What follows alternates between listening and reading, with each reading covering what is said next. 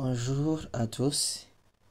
Poursuivons notre étude de couleur où on va insérer alors la couleur en utilisant la notation hexadécimale, puis la valeur hexadécimale, code hexadécimal, où on va utiliser la couleur la couleur suivie de deux points avec une dièse et les deux premières valeurs qui représentent le rouge, les deux qui suivent représentent le vert et les deux derniers qui suivent les 10 digits qui terminent représentent le bleu. Alors, nous allons visualiser ici un élément que je vais mettre de la couleur. Je vais mettre de la couleur ici l'élément HTML par exemple. Toujours, j'utilise notre façon. J'utilise notre façon d'insérer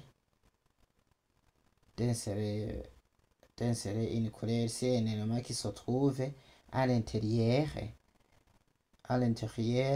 d'un paragraphe. J'utilise la balise espagne. Oui, c'est celui-ci, c'est cet élément. Je vais le faire entourer par la balise espagne. Ici, je l'entoure avec la balise espagne. Je vais mettre à l'intérieur de la balise espagne l'élément que je veux, c'est HTML. Je vais créer la classe. Oui. Et je l'appelle la classe HTML par exemple. Et je vais CTRL S pour enregistrer. Je vais visualiser.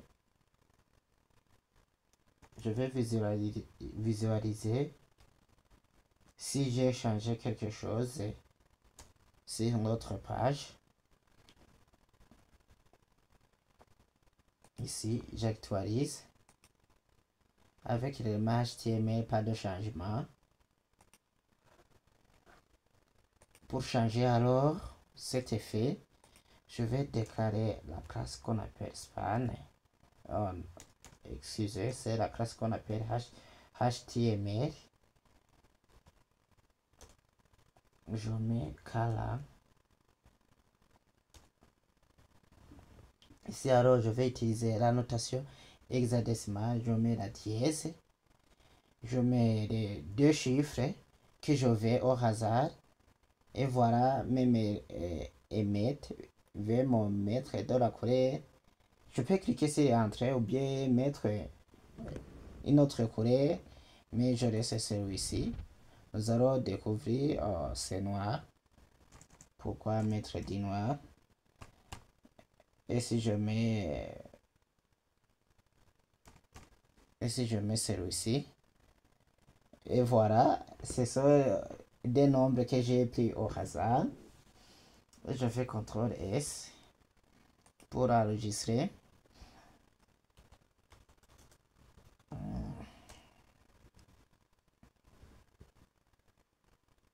Et voilà. Si j'actualise la page, on voit bien que ici, je viens de donner du blé. Je crois bien que c'est le blé. Que je viens de mettre ici. Je peux donner même une autre couleur. Pourquoi ne pas avoir utilisé les lettres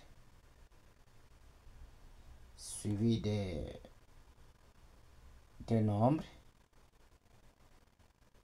suivi de des autres nombres que je prends au hasard.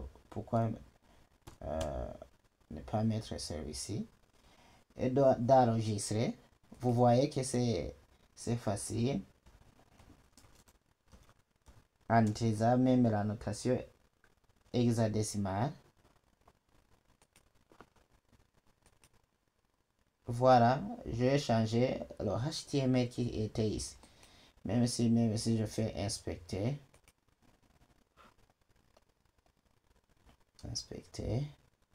nous allons inspecter notre code. On est dans le premier paragraphe. On est sur le HTML. Ici, on est sur le HTML d'ici. Vous voyez, si je le sélectionne, je peux même ici venir le décocher pour dire que ici, la couleur d'ici, je viens de la supprimer. Si je l'active, vous voyez que la couleur revient. Je peux même chercher en cliquant ici. Vous voyez, vous pouvez utiliser cette méthode aussi si vous ne savez pas de quelle couleur vous voulez mettre. Il faut cliquer sur inspecter et puis venir sur l'endroit.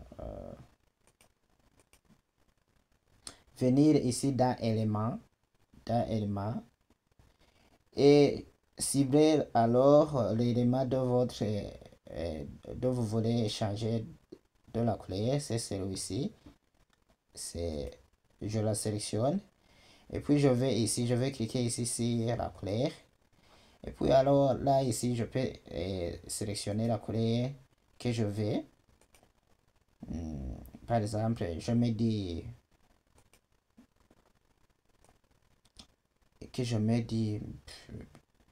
par exemple, je me dis du vert. Donc je sélectionne le vert et puis je vais ici, même si je ne connais pas le nom. Et puis je sélectionne cette couleur, je fais CTRL-C pour copier. Je vais fermer. Même ici, la couleur n'a pas changé.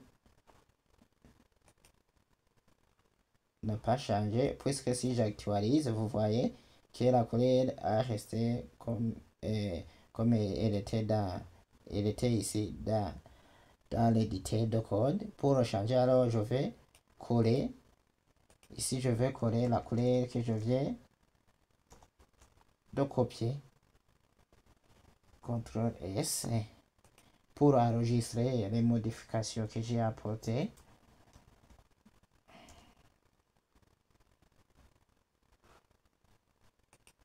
Maintenant, si j'actualise la page, maintenant la couleur, je l'ai changé en vert. En vert clair. Je crois que c'est vert clair. Et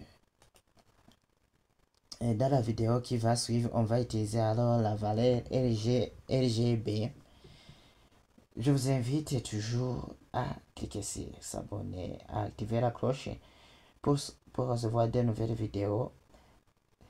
Et si je fais sortir de nouvelles vidéos, vous allez être les premiers à voir ces vidéos. Activez alors la cloche. À la prochaine.